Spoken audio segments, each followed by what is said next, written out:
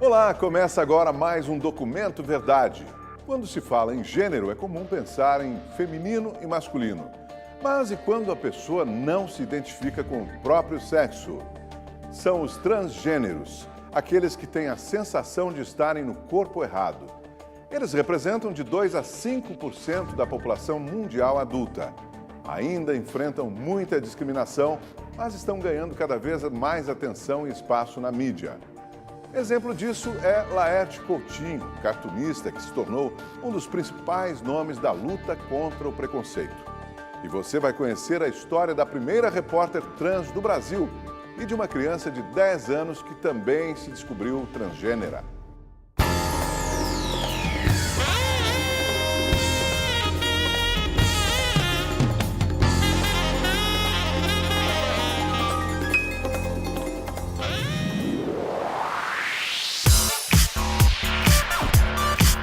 Vestidos, sandálias, cabelos longos, maquiagem e acessórios femininos.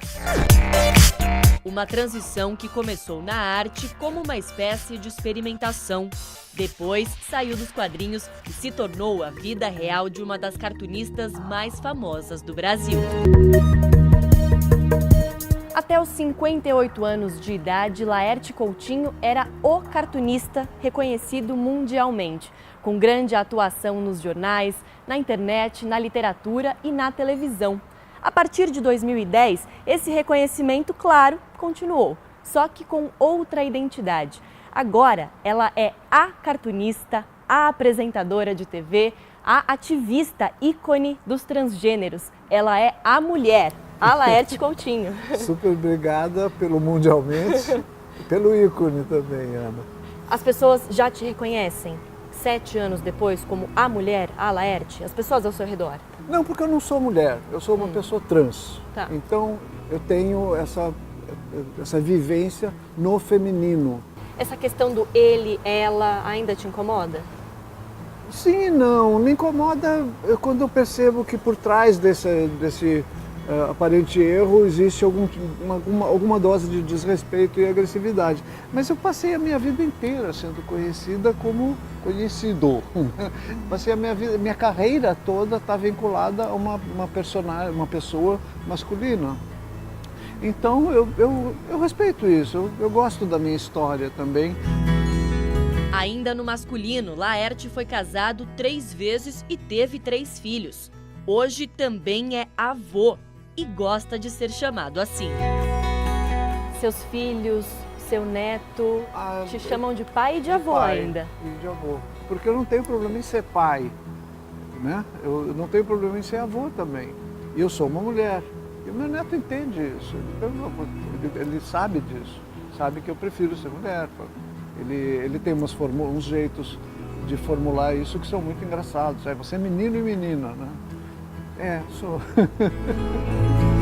Já adulta, ela foi descobrindo uma feminilidade que até então estava escondida. O primeiro passo foi mudar o guarda-roupa.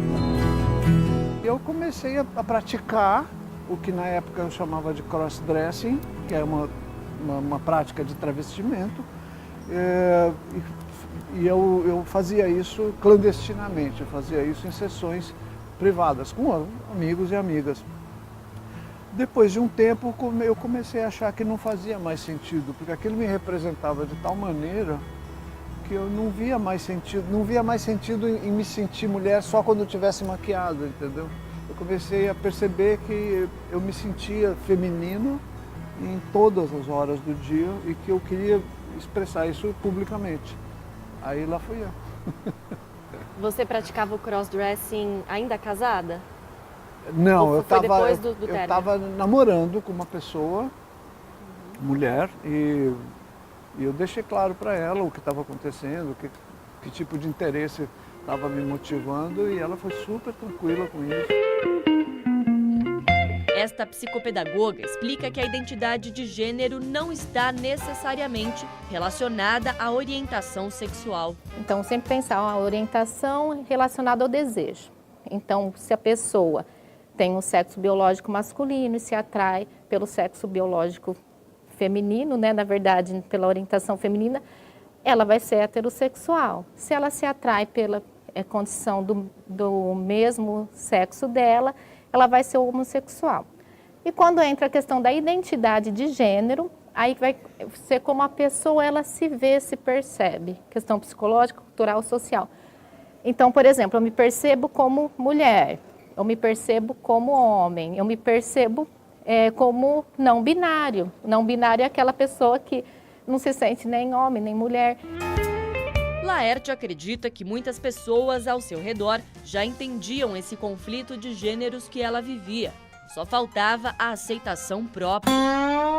Mas é isso, de uma certa forma, eu acho que eu nunca escondi de nenhuma das relações, mesmo as relações heterossexuais e heteroafetivas que eu tive, eu nunca escondi que eu tinha um vínculo com a homossexualidade, não sei o quê. Eu escondia de mim mesma, isso sim. Isso sim eu escondia. Existem culturas que o transgênero está muito mais inserido socialmente. Ele consegue se manifestar de uma forma muito precoce. Existem países que não, que isso é muito segurado durante toda a sua vida.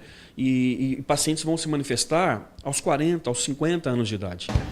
Agora, você assumiu essa nova identidade, a Laerte, aos 58 anos de idade. Se nós podemos dizer assim, houve essa demora, por quê? Por que você não assumiu isso antes? Você não se reconhecia assim antes ou houve algum receio, algum medo seu? Eu não sabia. Eu não sabia dessa possibilidade trans. Minha questão era com a homossexualidade, com o desejo sexual. Quando eu me ajeitei nesta questão do desejo, esse relaxamento interior que eu tive em relação a tudo, assim, me permitiu ver a transgeneridade com outros olhos. E aí eu não sabia disso também, até que um dia eu fiz uma personagem minha se travestir e não havia naquilo nenhuma agressividade do humor, essa coisa de fazer uma piada ridicularizando, não. Ela estava só se vestindo e saindo à rua. Isso ficou tão evidente que pessoas trans me chamaram a atenção e falaram, você não quer isso também para você? Aí eu falei, ué, acho que quero, pode. A cartunista explica que se tornar uma pessoa transgênera vai além de mudar as roupas e o corpo.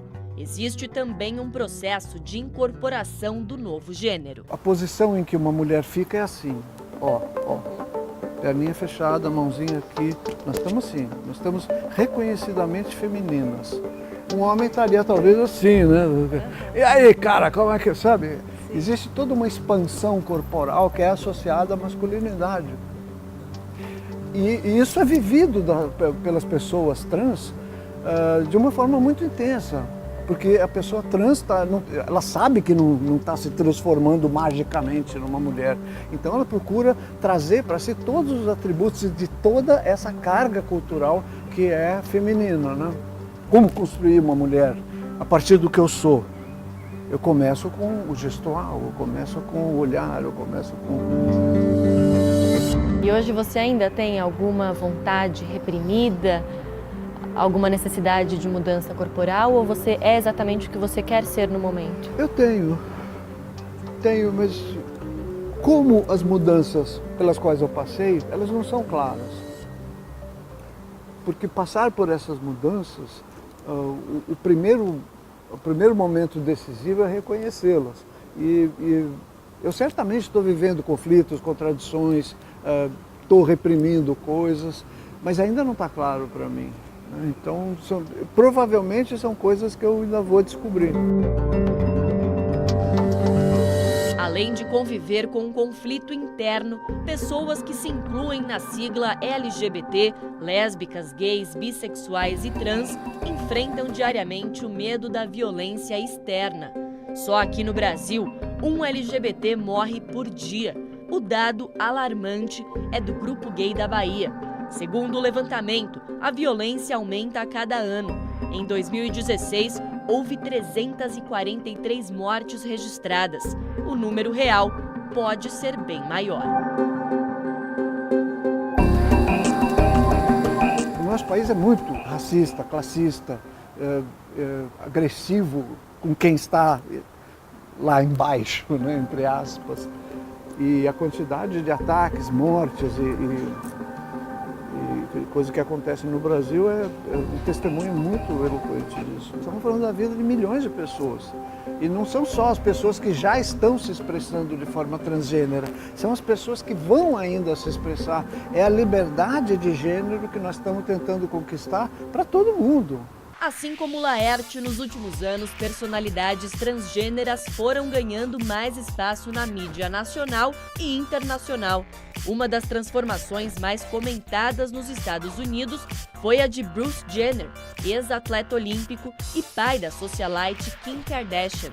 Em 2015, aos 66 anos de idade, Bruce passou por cirurgias e mudou a identidade para Caitlyn Jenner. No Brasil, Roberta Close, Rogéria, Leia T e Tami Miranda são alguns exemplos de pessoas que levantaram a bandeira trans e assumiram a felicidade.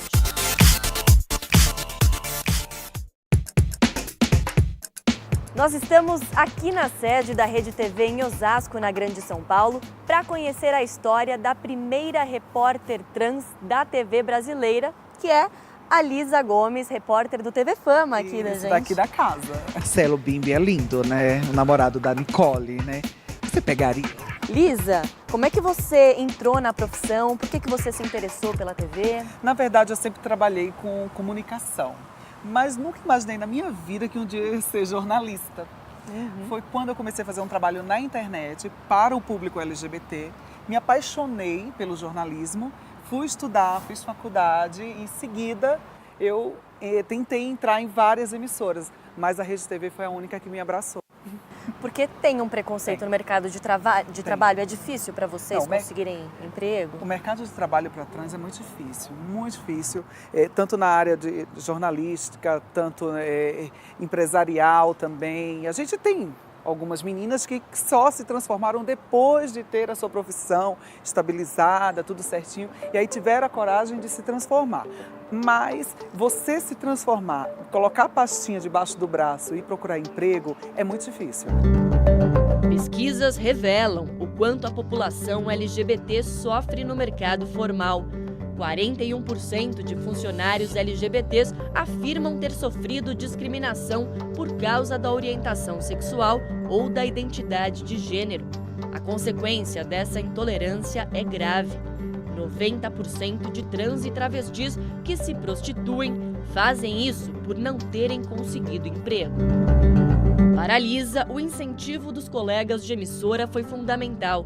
Cacá, que é profissional de beleza na Rede TV, foi um dos responsáveis pela transição de Lisa e lembra com emoção da trajetória da amiga. Hoje ela tem um nome, ela é respeitadíssima e é uma ótima profissional, porque ela estudou, ela correu atrás e para ela é muito mais difícil por causa de ser transsex.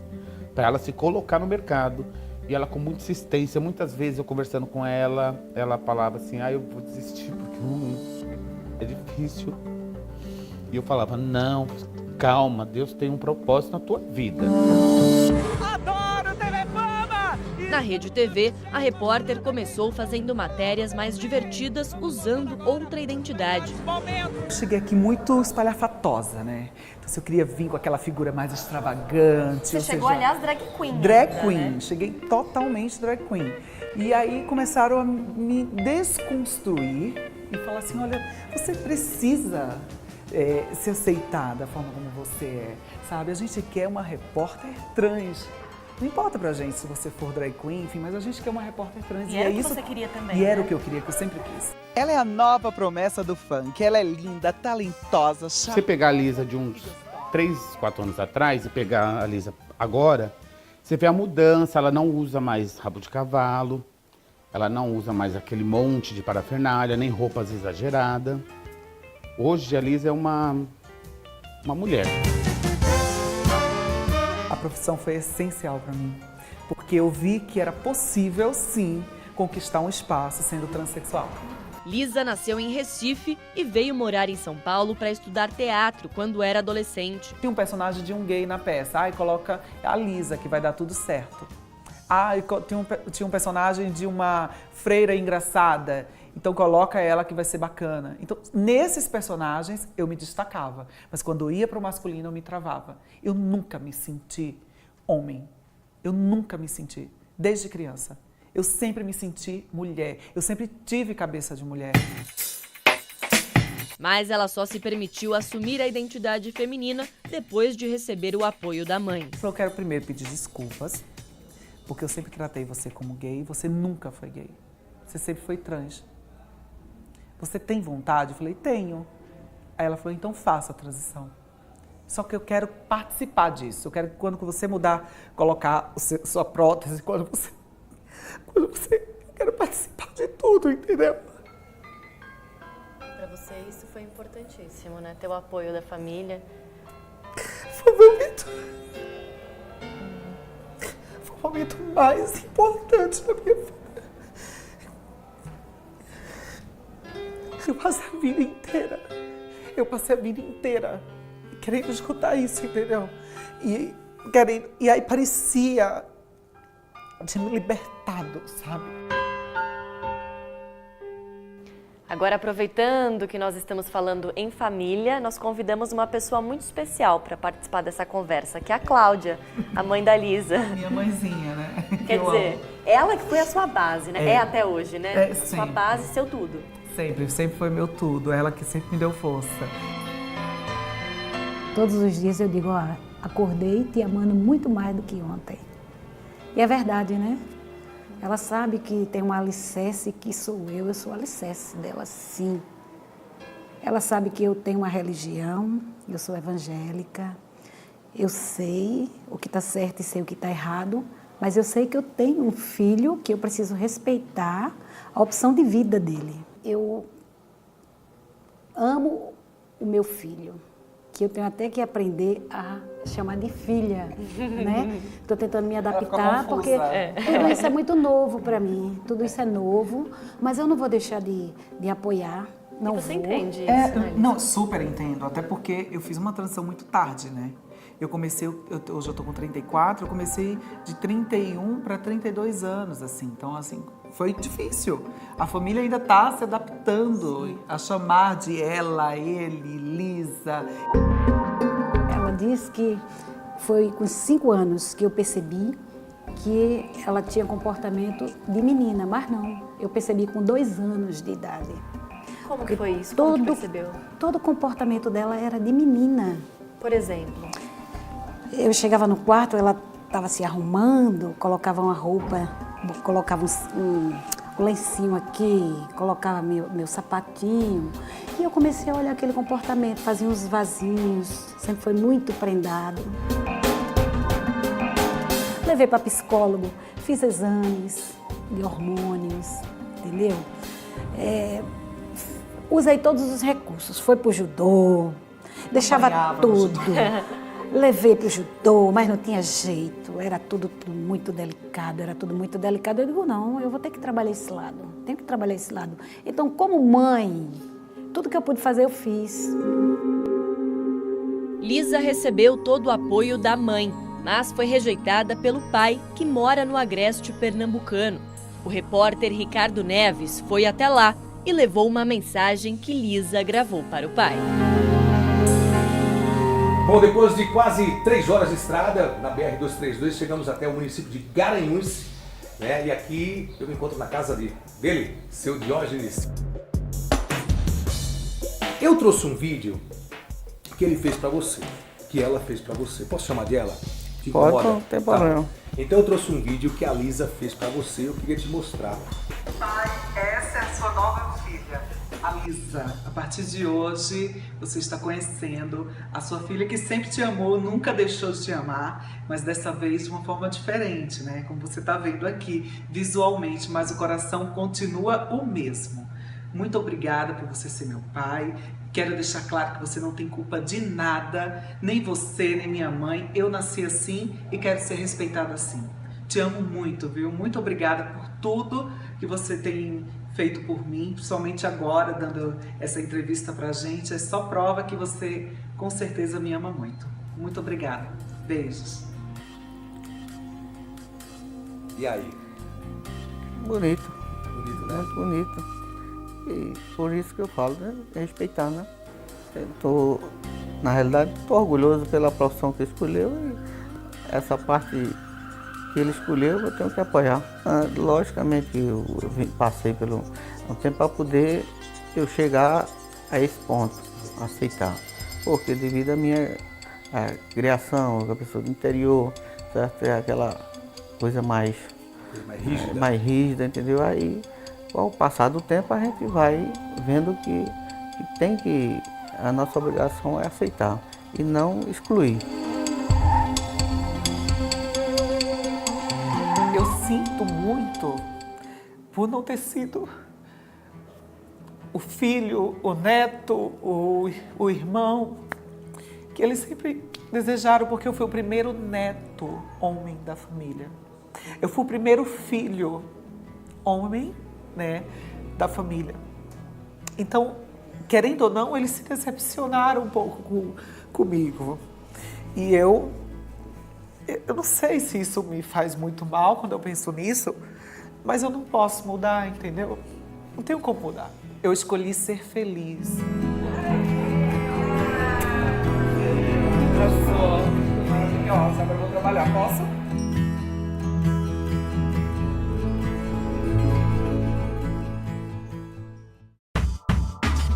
Filho de Angelina Jolie e Brad Pitt, John Jolie Pitt, de 11 anos, nasceu menina e havia sido batizado como Shiloh. Mas logo nos primeiros anos mostrou aos pais a vontade de ser menino. John teve o nome alterado e já está passando pelo processo de transição hormonal. Essas questões, elas vão assim se construindo desde... A gente fala que é uma coisa que vem desde bebê. Agora, a pessoa se perceber, vai de cada um. Ana Maria tem 10 anos e desde muito novinha rejeita a identidade de nascença. Ela veio ao mundo como um menino, só que nunca se sentiu bem assim. E por conta própria, começou a se vestir e a se comportar como menina. Abandonada pelos pais biológicos, Ana foi adotada por este casal que dá força total para a mudança. A Alexia Salvador é uma pessoa que quebrou paradigmas de família que a gente está acostumado, né? É uma mulher trans, se casou com o Roberto, formou uma família linda, adotaram 2 filhos juntos, né? E ainda por cima é pastora e professora. Sim, menina, estou aí na contramão dessa sociedade heteronormativa que impõe tantas coisas e hoje construindo a família transafetiva. Vocês adotaram a Ana Maria sabendo que ela era transgênero? Sim, foi a doutora Cristiana Caribé, lá de Jaboatão dos Guararapes, que entrou em contato com a gente, dizendo que na comarca dela havia uma criança que possivelmente poderia ser uma criança transgênera. E ela perguntou se nós aceitaríamos conhecer essa criança. De prontidão, dissemos que sim.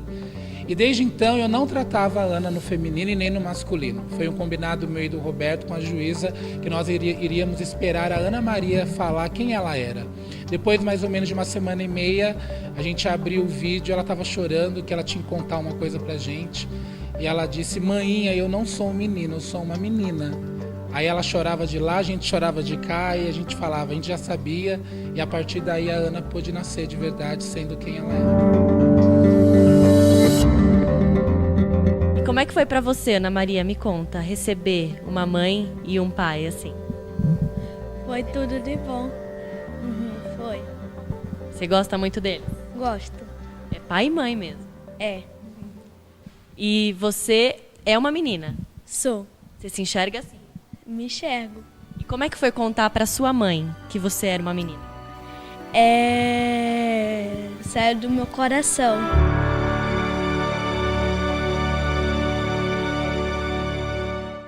Alexia também passou a se sentir incomodada com o próprio corpo quando ainda era criança. Mas, ao contrário de Ana Maria, não teve ajuda de ninguém. O mais próximo que eu podia chegar seria de um gay. Então eu cresço na fase, tanto na infância quanto na adolescência e início da fase adulta, eu não vou ter a referência que todo ser humano tem. Como professora, Alexia busca ser um meio de informação e de promoção de cidadania nas salas de aula. Ela começou a ouvir os adultos. A escola, para mim, foi o pior lugar que uma criança podia estar, quando na verdade a escola deveria de ser o melhor lugar que uma criança possa estar. Então, hoje eu na escola eu procuro fazer da minha sala de aula, do meu ambiente de trabalho, esse lugar de promoção humana, da justiça, da igualdade. E o legal é que os meus alunos reconhecem isso em mim. Vocês não estão fazendo a lição de casa direito, hein?